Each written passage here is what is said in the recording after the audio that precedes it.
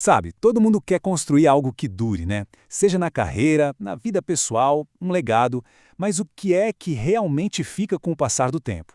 Hoje, a gente vai buscar umas pistas em fontes bem antigas, narrativas que mostram dois caminhos completamente diferentes para o sucesso e também para o fracasso.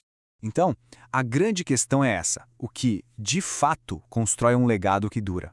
E não estamos falando de fama passageira ou de grana, mas de algo que realmente resiste o teste do tempo. Para começar essa investigação, vamos olhar para uma história de glória e de uma queda, assim, espetacular. Nossa primeira parada é a antiga cidade de Tiro. Vamos pensar nela não só como um ponto no mapa, mas como o símbolo máximo do poder e do orgulho comercial daquela época. A história dela, que está lá no livro de Ezequiel, é uma lição e tanto sobre o que acontece quando o sucesso sobe a cabeça. Vamos tentar visualizar o cenário. Tiro não era uma cidadezinha qualquer. Era o coração pulsante do comércio mundial antigo. Sabe, um centro financeiro onde fortunas eram feitas e perdidas. Imagina uma mistura da Nova York de hoje com a Veneza do Renascimento. Tudo que tinha valor passava por ali. E a riqueza que circulava ali, nossa, era algo de outra escala. Chegavam navios carregados com o melhor cedro do Líbano, tecidos com a famosa púrpura de Tiro, uma cor que era só para a realeza, fora os metais preciosos, marfim, especiarias exóticas. Era, sem dúvida, o auge do sucesso material que se podia imaginar. Só que aqui acontece a grande ironia da história.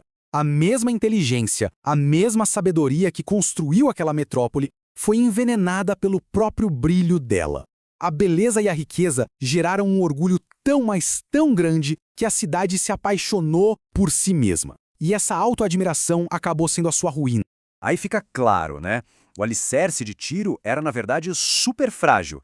Foi construído sobre o brilho do ouro e a certeza da própria perfeição. E isso não ia aguentar. A história mostra uma verdade que vale para tudo. O orgulho não é uma fundação sólida, é uma rachadura prestes a destruir tudo. A história de Tiro, então, coloca a gente diante de uma escolha, de uma bifurcação. De um lado tem a glória, que a gente pode ver e tocar, a glória temporal, que é linda, mas que, como vimos, pode sumir. Do outro, tem o legado eterno, construído sobre algo que a gente não vê, mas que é muito mais forte, a convicção. E isso nos leva a um outro tipo de história. E para a gente explorar esse outro caminho, vamos dar um pulo no livro de Hebreus. Se a história de Tiro era sobre o que se tem, aqui a história é sobre aquilo em que se acredita. Vamos conhecer personagens cujo legado não foi medido em ouro, mas na força da convicção deles em algo invisível. A palavra-chave aqui é fé. E não é só otimismo, não. O texto define de um jeito muito forte. É a certeza daquilo que se espera e a prova de coisas que não se veem. É ter uma convicção tão firme em algo que essa promessa se torna mais real do que o mundo que está bem na nossa frente. E olha só, essa fé não é uma coisa passiva, de ficar parado. Ela exige ação. E muitas vezes um custo bem alto. A gente vê isso em Abraão, que aposta todo o seu futuro numa promessa.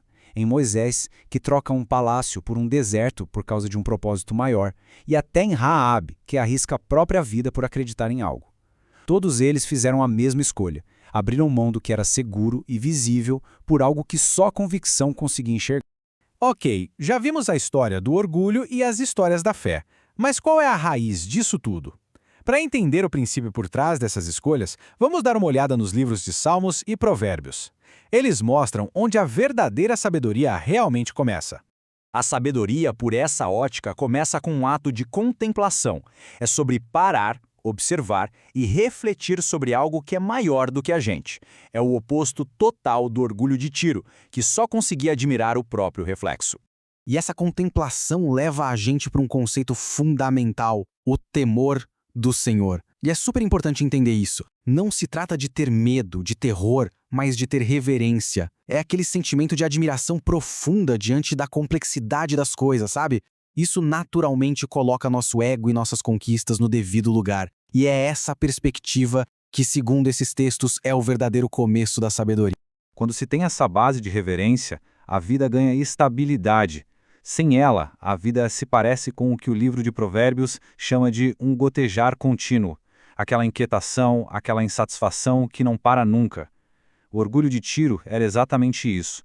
Uma busca sem fim por mais, que foi corroendo tudo por dentro até desmoronar. Então, o que a gente tira disso tudo? Como é que essas histórias de orgulho, fé e reverência, escritas há milênios, conversam com a nossa busca por uma vida com propósito e significado hoje. Vamos juntar as peças. Se a gente colocar tudo lado a lado, um padrão fica bem claro. Ezequiel nos mostra a armadilha do orgulho, que foca no eu. Hebreus aponta para a sabedoria da fé, que confia em algo além de mim. E os livros de sabedoria nos dão a base de tudo, a reverência, que é a capacidade de olhar para algo maior do que eu. Fica nítido o caminho, né? Do ego para o propósito. No fim das contas, a escolha é essa. E ela aparece para a gente todos os dias, nas pequenas e grandes coisas. A gente vai investir naquilo que brilha muito agora, mas que pode apagar amanhã?